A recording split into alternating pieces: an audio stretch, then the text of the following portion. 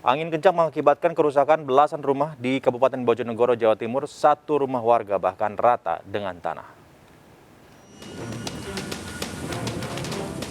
Hujan deras disertai angin kencang menerjang wilayah Desa Karangdowo, Kecamatan Sumberjo, Kabupaten Bojonegoro, Jawa Timur.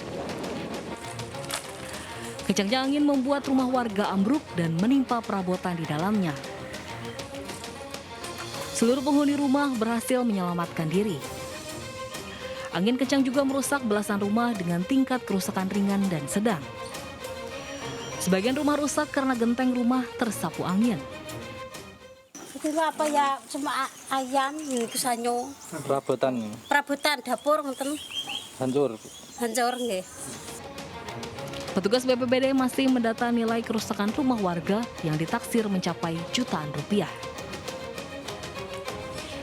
Dari Bojonegoro, Jawa Timur, Dedi Mahdi melaporkan.